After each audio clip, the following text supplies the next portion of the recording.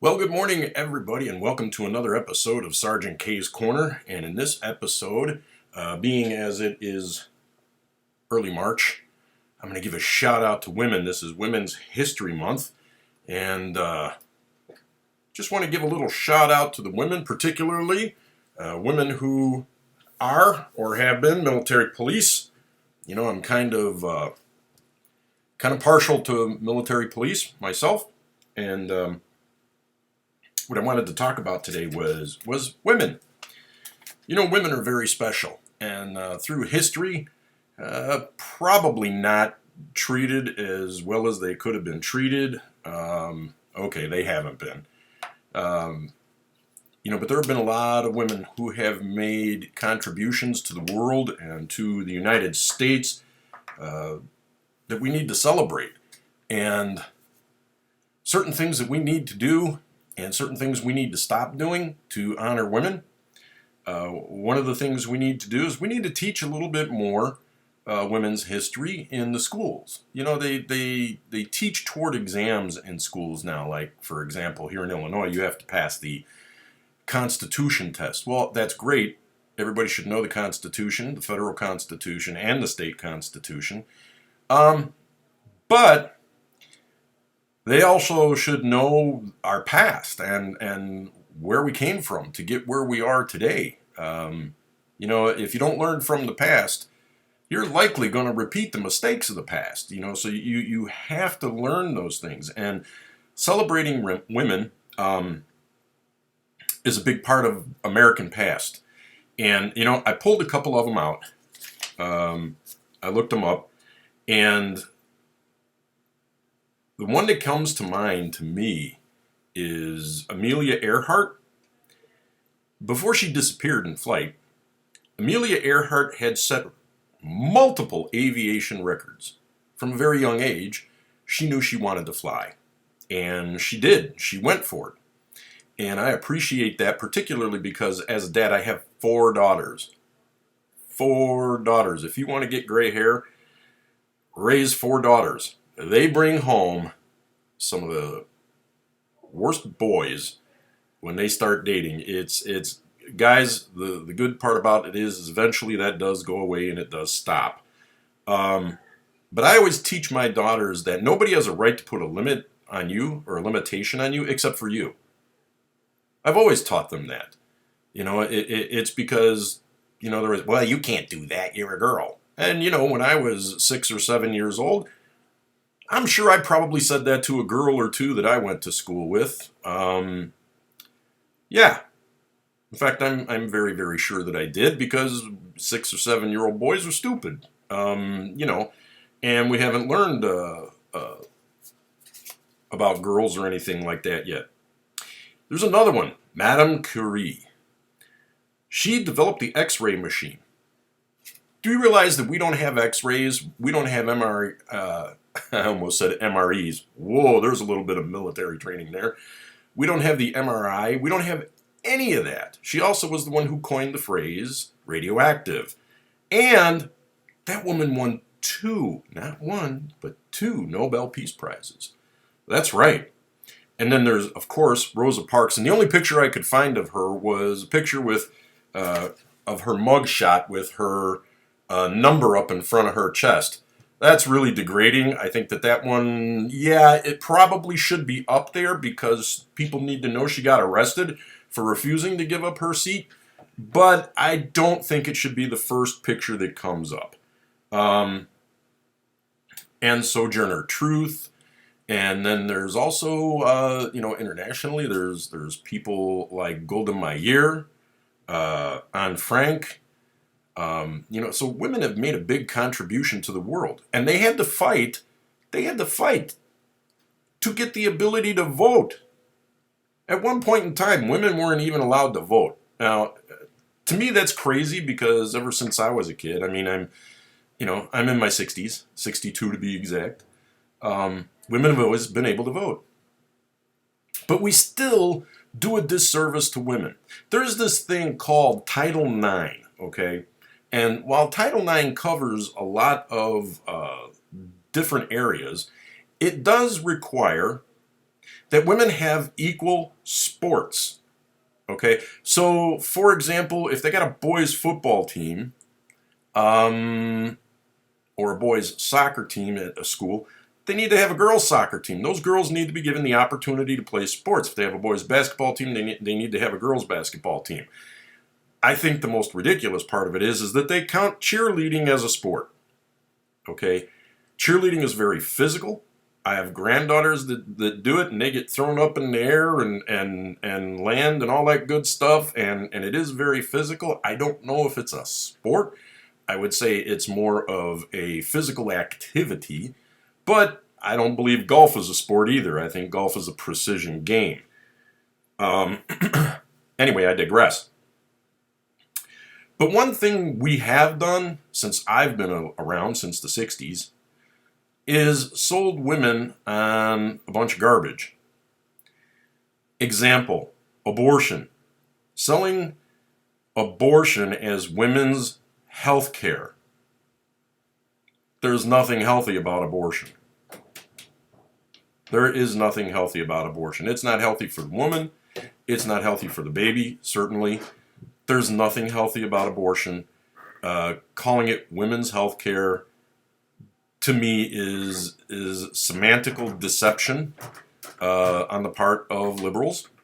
The other thing that we've done, which is extremely disrespectful, is now we are allowing transgender men to compete in women's sports.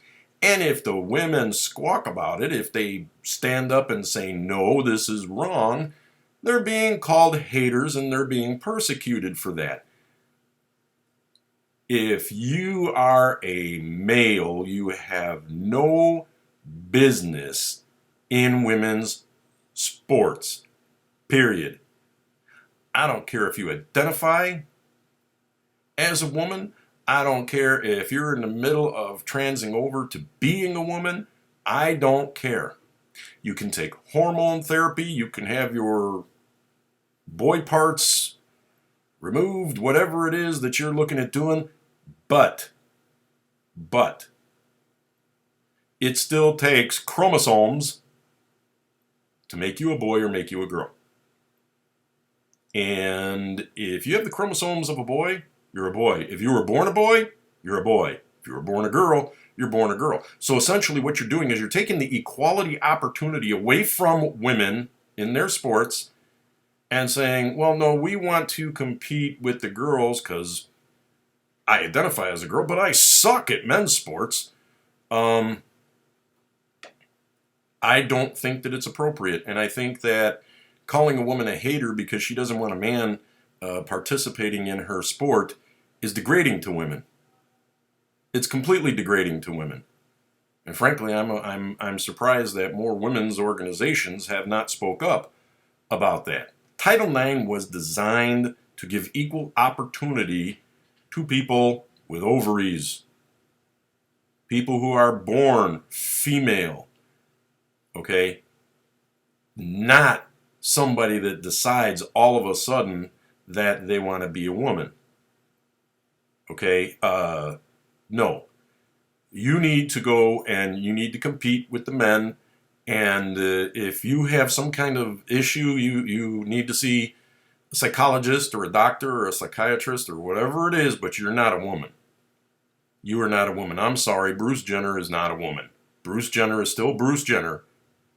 Okay, he may have long hair. I don't even remember what his supposed female name is now.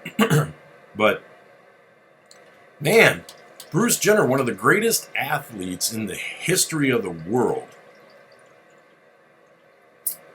How completely unfair would it have been had he decided that he wanted to live as a woman and tried to compete in women's sports? You know, you got these guys that now are competing in women's swimming and in other women's sports and stuff. How disrespectful to women can we possibly be? How disrespectful to women can we possibly be? Another thing that's disrespectful to women, we've just about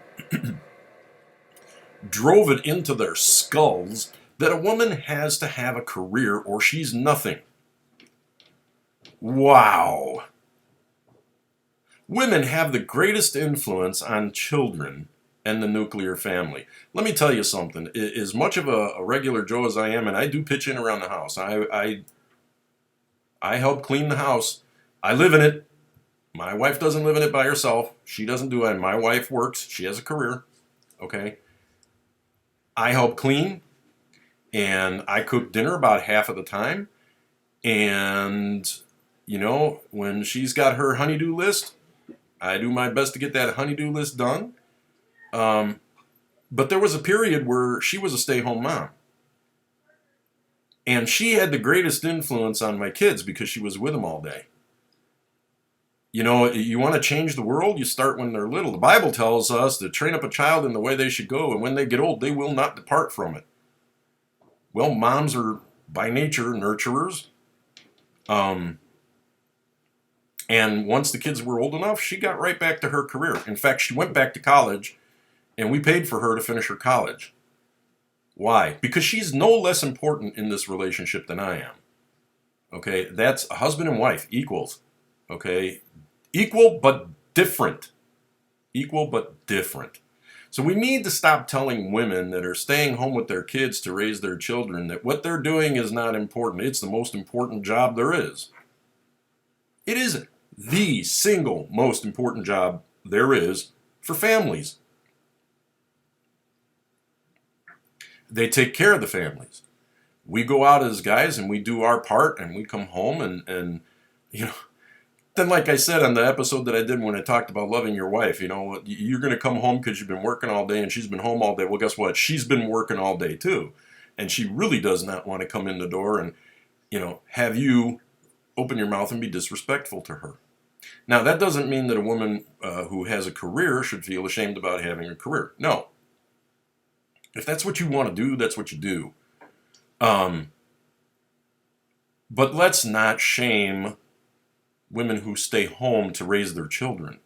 Let's not shame, well, you know what? Let's not shame women, period. Let's treasure them as we're supposed to. Because they are a treasure. They're a God-given gift. They are a treasure. They do so much. They do so much. My house would not function without my wife. She's neat as a pin. She is organized. She puts up with me. That alone gets her sainthood. She is, as far as I'm concerned, she's the perfect wife. And she's a woman. And, she watches football with me. We go to baseball games together. She digs sports just as much as I do. So she's not just my wife. She's my best friend. And I don't sell her short on anything. We've got all this woodworking stuff out in our garage. And everybody comes over and they're like, oh, Phil, you got a really nice, setup there for working on wood. And I'm like, that ain't mine. Do I know how to do some woodworking stuff? Oh, yes, I do. Do I enjoy doing it? Oh, no, I don't. That stuff belongs to my wife. She will repurpose furniture. She will refinish furniture. She does all kinds of things. A good portion of the furniture we have in our home is stuff my wife made. And people come over and they're like, where did you get that? That is really nice. Well, my wife made it. We need to honor women. We need to leave Title IX alone. We need to leave women's sports alone. Guys, we need to honor women. And you can't honor women when you are telling them that when you diminish them. They fought very hard to get Title IX. They fought very hard to get equal opportunity. And now you're taking it away by allowing guys to compete in women's sports. Really dumb. Really, really dumb. And this may be offensive to somebody. And once again, Sergeant K's Corner, my show. I don't care. It's my opinion. If you agree with it, great. If you don't agree with it, great. But women are a gift. Women are a gift, and we need to treat them that way. So, all I have to say and finish out with this, congratulations, ladies, on your National Women's History Month. And everybody take an opportunity to look up some great women and find out some of the things that they've done, like, Amelia Earhart or, Curie or Sojourner Truth or, A bunch of them. Maya Angelou. Look these women up. Golda Meir. Look these women up. Queen Elizabeth. Whoa, now there's one. Queen Elizabeth II, actually, the one that we would know. Look them up. Look them up. And learn. Pick up a book. Read and learn. Until next time, God bless all of you. Go ladies of the Military Police Corps. And we'll see you on the next episode. Bye-bye now.